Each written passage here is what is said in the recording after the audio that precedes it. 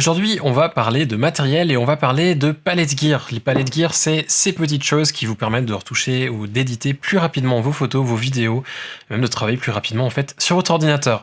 On va donc regarder un petit peu à quoi ça ressemble, à quoi ça peut servir et surtout comment est-ce que je les utilise.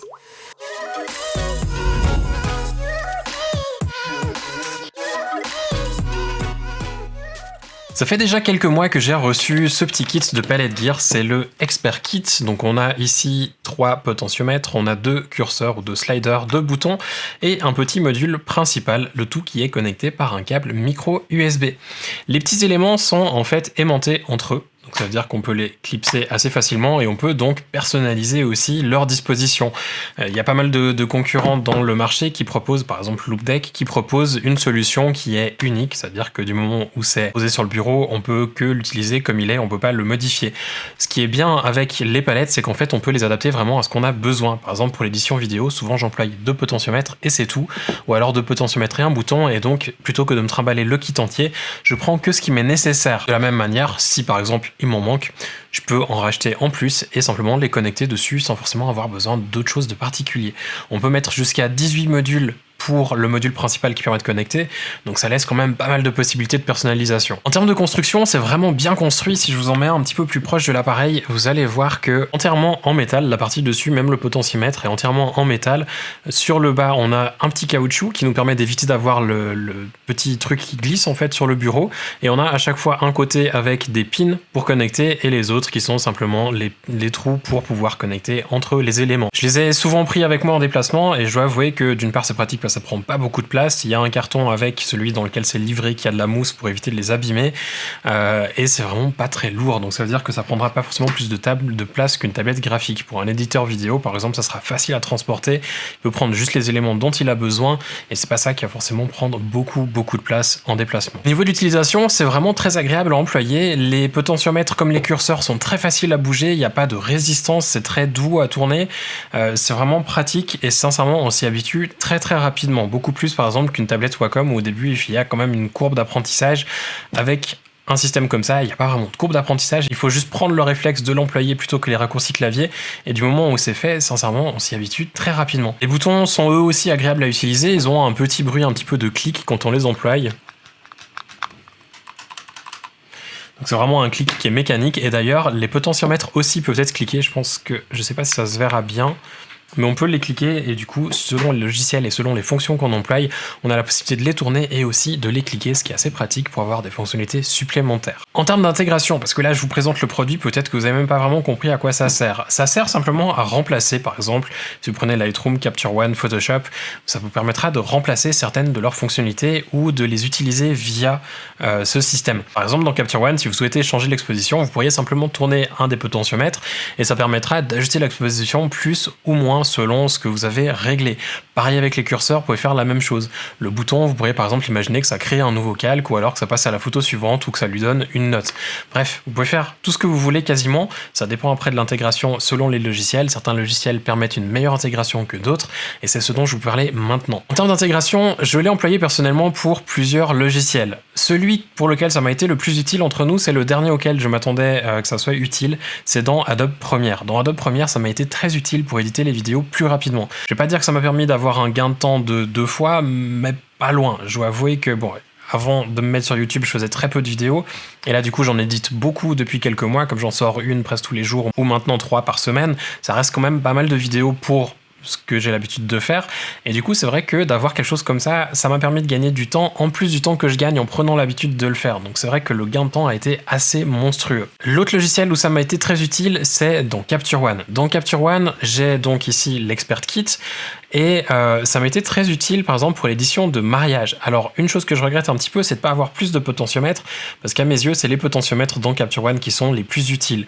Les curseurs c'est pas hyper pratique étant donné qu'ils gardent une position quand on a fini d'éditer, donc par exemple si on a juste l'exposition qu'on l'augmente, quand on passe sur la photo suivante, si on bouge le curseur, l'exposition va sauter d'un coup au réglage qu'on avait sur l'autre et ensuite revenir quand on va bouger. Donc c'est pas hyper pratique et pour la peine je trouve les potentiomètres beaucoup plus pratiques. J'ai d'ailleurs un deuxième kit qui est en chemin et je vous ferai une vidéo par rapport à l'utilisation dans Capture One quand j'aurai le deuxième kit pour vous montrer exactement comment je l'emploie pour les mariages. Je pense que ça aura plus de sens de faire une vidéo où je vous montre comment on peut l'employer si on a un kit comme ça, le kit expert simple, comment on peut l'employer aussi si on a un petit peu plus de potentiomètre et du coup les possibilités aussi que ça ouvre d'avoir plus de modules. Dans Capture One, donc ça a été vraiment très utile, mais en soi, ça fait un petit moment que j'ai ce panel.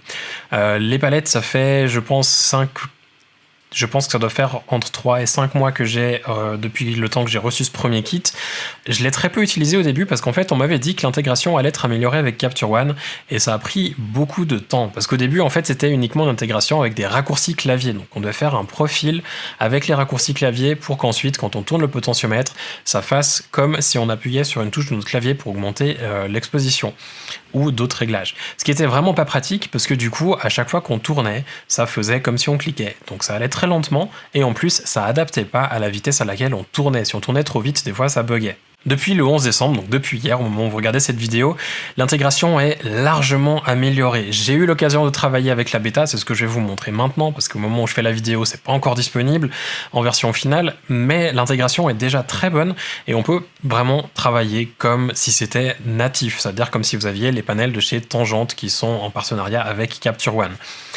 On a vraiment une intégration qui est très proche. J'avais employé les panels tangentes lors de Photokina, j'avais trouvé ça génial. Et c'est là où je m'étais dit, c'est dommage que Palette n'ait pas une meilleure intégration. Aujourd'hui, c'est le cas, ça marche vraiment bien, ça nous permet de gagner énormément de temps. Et en plus de ça, un truc que j'ai trouvé absolument génial, c'est qu'on a vraiment l'impression de travailler nos photos. On n'a pas l'impression de cliquer et de taper sur un clavier pour faire des éditions. On a vraiment l'impression pas d'être dans un labo parce que c'est pas le cas, mais d'avoir quelque chose qui est un peu plus tactile. Je sais pas vraiment comment le décrire, mais je pense que le jour où vous allez employer un système comme ça, vous allez comprendre très vite ce que j'entends par là. On travaille vraiment sur les photos, ça a un aspect, une manière de travailler très différente, mais en même temps qui est plus efficace et plus rapide, donc c'est vraiment tout bénéfique pour quelqu'un qui travaille beaucoup, qui fait beaucoup de travail en low. Bref, c'est absolument génial dans Capture One. Un autre logiciel dans lequel je l'ai employé, c'est dans Photoshop. Alors dans Photoshop, je dois avouer que c'est pas l'intégration qui m'a le plus plu. Je suis curieux de recevoir un deuxième kit pour pouvoir intégrer plus de fonctionnalités et voir si à ce moment-là ça m'est utile. Comme vous le savez peut-être si vous me suivez depuis un moment, j'emploie une tablette Wacom Intuos Pro depuis maintenant 6 ans je pense, et la tablette Intuos Pro, sincèrement, j'ai jamais réussi à me faire au raccourci qu'il y a sur le côté. Donc sur la Intuos Pro, on a la petite roue sur le côté et je ne l'ai absolument jamais employé. Je trouve ça pas pratique du tout, j'aime mieux employer mes raccourcis clavier. Donc c'est vrai qu'au début, quand j'ai reçu ce kit et que j'ai commencé à le paramétrer, je me suis dit, mais en fait, c'est exactement les mêmes raccourcis que ceux que je mettais sur la tablette Wacom et que j'emploie absolument jamais. Le truc qu'il y a, c'est que la petite molette sur la tablette Wacom, je la trouve très bien, mais je trouve qu'il n'y a pas cette sensation tactile que l'on retrouve avec ces petits potentiomètres. Donc du coup, la combinaison de la tablette Wacom avec ces petites palettes, j'ai trouvé que c'était déjà mieux. Maintenant, je dois avouer avoir un flux de travail tellement ancré au niveau de Photoshop que j'ai de la peine à le modifier. Donc je vais voir au cours de ces prochains mois, en essayant d'intégrer un petit peu plus dans mon flux de travail les palettes pour Photoshop aussi. Peut-être que ça pourra m'apporter quelque chose. À ce moment-là, je vous referai une vidéo en vous montrant comment on peut l'intégrer. Les outils pour lesquels j'ai commencé à l'employer, c'est surtout au niveau de l'opacité, au niveau du flux et de la dureté des pinceaux. Je trouve que c'est là où ça a le plus de sens. Ou alors, si on a des gros composites, de pouvoir se déplacer entre les calques. Et là, c'est vrai que ça devient intéressant. Pour la retouche de portrait de base, c'est peut-être pas là où on trouvera la plus grande utilité, sauf si on fait beaucoup de dodge and burn ou beaucoup de séparation de fréquences et qu'on a besoin de rapidement ajuster la taille du pinceau. Enfin, un dernier logiciel, et peut-être que ça va vous surprendre, le dernier logiciel où j'ai employé Palette, c'est dans Spotify, parce que j'ai presque toute la journée Spotify ouvert sur mon deuxième écran pour écouter de la musique pendant que je retouche, pendant que j'édite, pendant que je fais mes mails. Bref, presque toute la journée, j'ai de la musique dans les oreilles. Et c'est vrai que c'est assez pratique de pouvoir simplement changer de profil sur Palette. Donc on a à chaque fois un bouton qui nous permet de passer d'un profil à l'autre, l'écran qui nous indique quel profil on a actuellement actif. Et ensuite, je pouvais changer mes chansons, je pouvais ajuster le volume, je pouvais simplement avancer dans la chanson ou reculer. Bref, on peut faire pas mal de choses et c'est vrai que c'est assez chouette de pouvoir bosser comme ça. Sur certains claviers, des fois, on n'a pas les touches pour passer d'une chanson à l'autre, ajuster le volume. Là, on peut en plus ajuster le volume de l'application. Donc si on fait l'édition vidéo, on ajuste le volume de l'application. Et on peut continuer à éditer la vidéo avec de la musique dans les oreilles. C'est assez pratique et c'est assez appréciable. Mais ça fait beaucoup de blabla et on n'a pas encore regardé sur mon écran comment ça fonctionne. Ce que je vous propose, c'est que je vous montre déjà l'application Palette, comment elle fonctionne, pourquoi je la trouve bien et aussi les petites choses qui font que j'espère que ça va s'améliorer encore dans le futur, même si c'est déjà vraiment très bien. Et après ça, je vais vous montrer aussi dans Capture One comment ça fonctionne et je vous ferai une vidéo séparée selon les différents logiciels dans lesquels j'emploie de cette manière. Je vous cherche pas avec une vidéo aujourd'hui de 30 minutes. qui sera beaucoup trop longue et complètement indigeste pour les gens qui n'emploieraient pas tous les logiciels. On va donc passer maintenant sur mon écran et regarder déjà l'application Palette, comment ça fonctionne. L'application Palette se présente comme ça. Alors comme vous le voyez ici, c'est marqué bêta, donc au moment où vous regardez cette vidéo, normalement ça ne sera plus le cas, vous aurez la version définitive en production qui fonctionne, s'il y en a déjà une, mais simplement que la bêta me permet une meilleure intégration donc de Capture One. Quand vous avez cette application qui est ouverte, vous pouvez simplement brancher à l'aide du câble micro USB votre kit et il va ensuite s'allumer. Donc il y a le petit écran ici qui s'allume et ça m'indique simplement que tout fonctionne. Dans l'application, on a donc différents profils. En fait, on a ici des onglets que l'on peut rajouter ou enlever. Par exemple, si le premier ici ne me sert à rien, je peux simplement cliquer sur la croix pour le fermer et ça va supprimer complètement le profil de mon ordinateur. Il n'existera plus, je ne pourrai plus l'employer. Pour en créer un nouveau, on va venir ici sur le petit plus. On va ensuite devoir définir l'application pour laquelle on souhaite l'employer. Donc comme vous le voyez, la majorité des applications Adobe sont prises en charge. En dessous, on a Capture One, on a Final Cut, on a Google Chrome, bref, la plupart des applications que vous pourriez utiliser, vous les avez. Une chose importante à noter, c'est que si l'intégration se fait à l'aide uniquement des raccourcis clavier, par exemple ScreenFlow, le logiciel que j'emploie pour enregistrer l'écran quand je fais ce genre de tuto, je peux uniquement l'employer avec les raccourcis clavier. Donc ça veut dire que c'est pas vraiment complètement intégré, mais on peut quand même l'employer. Si vous avez beaucoup d'applications sur votre ordinateur, vous en aurez peut-être encore plus. Et d'ailleurs, il y a même des catégories ici pour plus facilement retrouver vos différents logiciels. On va venir ici, on va faire par exemple un nouveau profil pour Capture One, comme ça vous allez voir directement comment ça fonctionne et comment l'intégration marche, parce que pour le moment, si je vais dans Capture One et que j'emploie Palette, il n'y a absolument rien qui se passe du tout. On va donc ici cliquer sur Capture One 11+, et par défaut, on a déjà un profil qui est proposé. Dessous, on a Quick Start Profiles qui nous permet simplement d'avoir des profils déjà créés. Donc là, pour le moment, on en a 2. Et comme il nous dit, on peut en télécharger d'autres depuis la communauté. Comme vous êtes en train de le remarquer, j'imagine, l'interface est en anglais. J'ai pas trouvé de version en français. Peut-être que dans la version finale, il y aura du français, je l'espère. J'ai pas encore contacté Palette à ce propos. Je pense que je vais le faire pour voir si éventuellement il y a quelque chose qui peut être fait ou quelque chose qui est prévu. Ça serait vraiment génial. Parce que c'est vrai que je sais que vous êtes nombreux à me suivre parce que je parle en français et que vous appréciez les choses qui sont en français et pas en anglais. L'interface est néanmoins pas très compliquée à comprendre. Si vous avez des petites notions de base d'anglais, vous allez voir que vous comprenez assez vite. Ici, on va prendre le Basic 1 et on voit que ça nous crée un nouvel onglet Basic 1. On peut supprimer l'autre, on peut rajouter un deuxième. On peut par exemple lui dire, ok, on veut le Capture One 11, mais par contre, cette fois, on veut le Basic 2. Et là, on se retrouve du coup avec des onglets, un avec le Basic 1 et l'autre avec le Basic 2. Et on a ici un bouton Next Profile qui nous permet de passer de l'un à l'autre. Une chose intéressante d'ailleurs par rapport à ce bouton, c'est que si on clique dessus, on peut le repersonnaliser. Avec le bouton Next Profile, un truc qui est cool et que j'emploie assez fréquemment, c'est d'avoir le Skip Profile of Other Applications. Ça va me permettre simplement de pouvoir passer d'un profil à l'autre pour la même application sans avoir à passer tous les profils. Si comme moi vous l'employez dans Photoshop, dans Adobe Premiere, dans Capture One, dans Spotify et même éventuellement dans VLC, ça fait déjà 5 applications. Dans Capture One, j'en ai un pour les mariages, un pour les portraits de profil, donc ça en fait déjà 2. Dans Adobe Premiere, j'en ai un pour l'édition, j'en ai un pour la couleur et j'en ai un ensuite pour l'audio. Donc ça m'en fait 3. Déjà juste avec 2 applications, j'ai 5 profils. Donc je vous laisse imaginer si vous employez dans beaucoup d'applications le nombre de profils que vous avez et si vous devez passer à chaque fois d'un profil à l'autre, le temps que ça peut prendre. Donc ici on peut par exemple cocher de simplement sauter les profils suivants. Si on souhaite lui définir une couleur, on peut par exemple en choisir une. Par exemple si on veut du rouge pour se rappeler que c'est uniquement pour changer de profil, on peut le faire. Sur ma palette, on voit, je sais pas si ça se verra avec la lumière, mais ce petit module est passé en rouge et tous les autres sont en bleu, ce qui me permet de l'identifier hyper facilement quand je regarde ma palette. C'est vraiment très pratique et c'est vrai que si on a par exemple dans Adobe Premiere, j'ai fait un petit profil pour avoir différentes choses sur la palette. Par exemple, un truc qui me permet d'avancer dans la timeline, un autre petit potentiomètre qui va me permettre de zoomer dans la timeline, et puis un qui me permet d'ajuster le son. J'ai envie d'avoir des couleurs différentes en fonction des fonctionnalités. Par exemple, l'audio sera en vert comme le logo d'Adobe Audition, alors que ce qui est lié à Premiere sera en rose, de manière à savoir que c'est vraiment lié à Premiere et que c'est pas de l'audio, mais que c'est purement de l'édition vidéo. Continuons ici la personnalisation du profil. Donc on a l'exposition, je vais laisser ça. Je sais que sur certaines options, on a des fois d'autres options avancées. Donc par exemple à l'exposition, on a la sensibilité, ce qui nous permet d'avoir une sensibilité très forte ou très faible par rapport à la vitesse à laquelle on tourne le potentiomètre. Sur certaines, je sais pas s'il y en a sur Capture One, mais j'ai vu que dans certains logiciels, des fois on a la possibilité d'ajuster le maximum et le minimum des valeurs qu'on souhaite ajuster. Par exemple, si c'était l'exposition, on pourrait dire maximum un stop et minimum moins un stop, de manière à rester dans une certaine fourchette, ce qui peut être assez pratique selon les cas.